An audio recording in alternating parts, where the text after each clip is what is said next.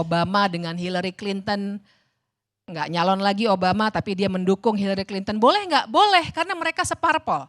Pertanyaannya adalah Pak Jokowi separpol nggak dengan Prabowo ataupun Gibran? Jawabannya jelas tidak.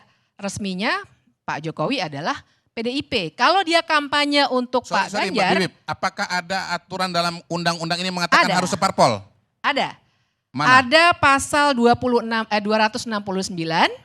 kemudian harus dibaca bareng dengan 268. Jadi kategorinya itu ada pelaksana kampanye, ada peserta kampanye.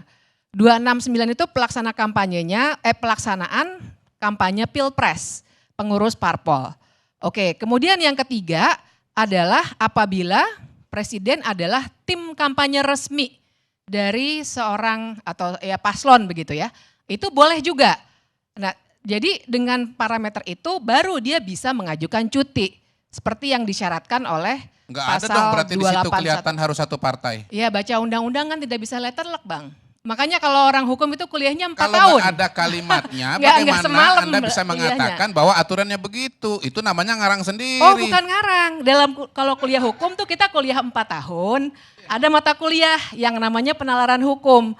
Nah, di situ bisa Kalau kita baca ditulis, secara rinci. Bagaimana mengatakan bahwa itu diatur? Tertulis, Bang, baca pasal 269, baca penata urutannya dari bab 7 soal kampanye pemilu, bagian 1 sampai 8. Kita bisa percaya kuliahnya 4 tahun tambah S2 tambah S3 nih. Jadi memang nggak bisa hanya baca teksnya saja.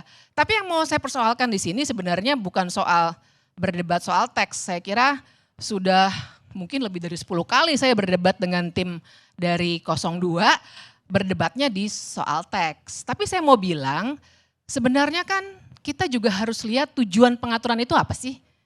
Tujuan pengaturannya adalah untuk memberikan pagar-pagar.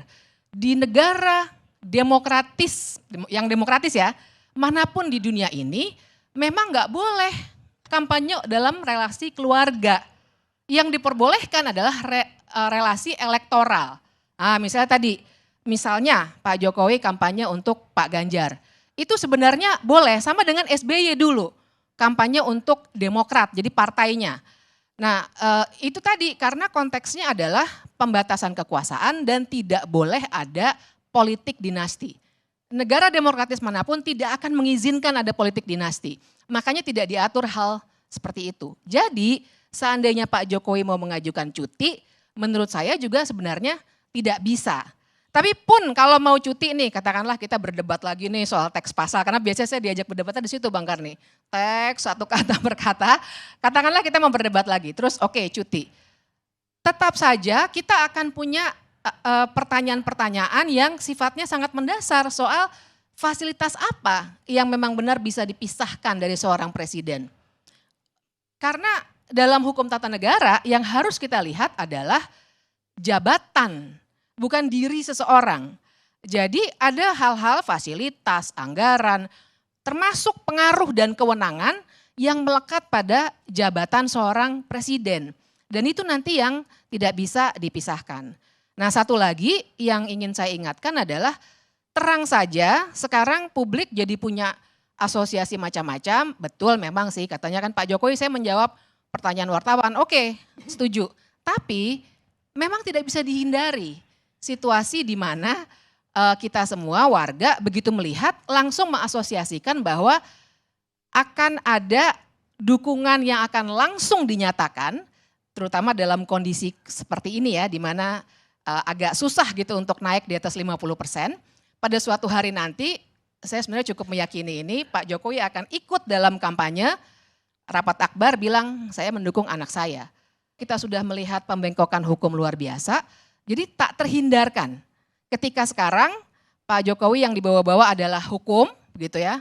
Lagi-lagi hukum lagi yang satu MK, yang saat ini teks Undang-Undang 7 2017.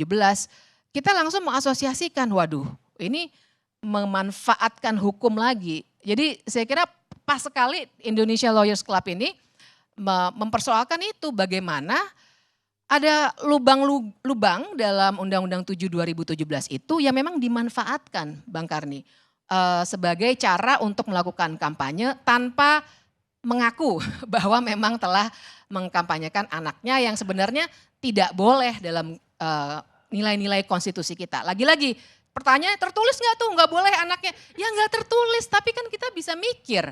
Ada constitutional values yang ukurannya adalah kompas moral kita itu tadi.